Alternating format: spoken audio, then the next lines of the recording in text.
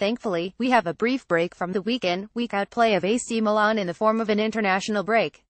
That wasn't good, was it? September. After a promising August, Milan broke into September with the world at their feet.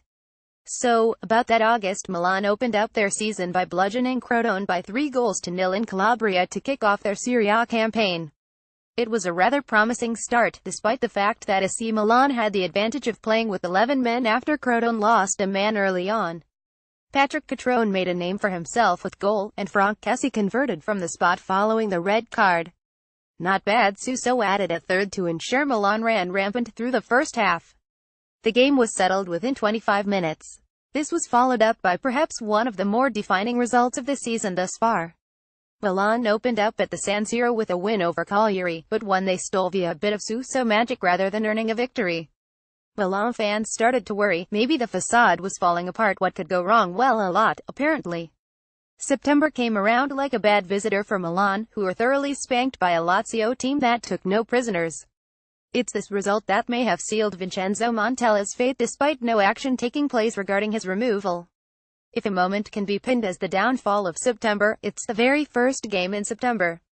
Lazio scored 4 goals in an 11-minute spell, including a Ciro Immobile hat-trick to stun Milan, who may have been wishing for the game to be called off, and it was close. Flash flooding in the area did ensure that the game was on the verge of being cancelled. Riccardo Montolivo gave Milan a bit of hope with a goal he almost accidentally scored, but that was to be Milan's only goal of the game. If you think things get better from there, they don't. Milan suffered despite winning against Udinese in a 21 game that VAR tried its best to scupper. The video ref fairly took goals away from either side before issuing an utterly bizarre offside decision to cancel out Milan's third, which would have resulted in a hat-trick for Nikola Kalinic. No matter the result, Milan didn't exactly look hugely convincing against an Udinese side with 0.22 expected goals in the game.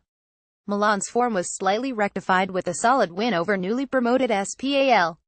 Certainly Milan had to rely on 2 penalties from Kessie and Rodriguez to get the win, but SPAL didn't look like scoring. Were Milan finally solidifying the back to make up for a fairly decent attack? It seemed so, but this was against SPAL. Well, here's where your dreams end. Just as you thought that Montella's new look AC Milan might be getting it together, it all fell apart away to Sampdoria, no less. To say Sampdoria devastated Milan would be a bit of an exaggeration. This 20 loss to Sampdoria was entirely of Milan's making. The Rossoneri failed to register a single shot on target throughout the game. A truly awful game that started to raise serious worries about Milan under Montella as well as Milan's financial future. Milan closed off September with 6 points, which isn't good enough for a team hoping to hit the heights of Champions League qualification. Despite starting off on the right foot, both Milan's attack and defense seemed to have folded. Our sneak preview of October against Roma doesn't show much of a difference. If Milan lose their footing in a match, the opposite side can, and will, hammer them. Sampdoria and Lazio proved this well. Milan have the personnel to get their teeth into games. Suso, Bonaventura, Biglia, Silva and Bonucci are enough, so what's going on? Whatever it is, it's not good enough for anyone. Understat said that Milan ideally should have scored around 6 or so goals with their XG model. Milan lived up to expectations until they played Sampdoria, where they sank. Milan have goals coming from up front and the wings with Crotone, Suso, Kessie and Kalinic on 2 goals apiece as we head into October, and believe me, Milan need to wake up if they want to save their season.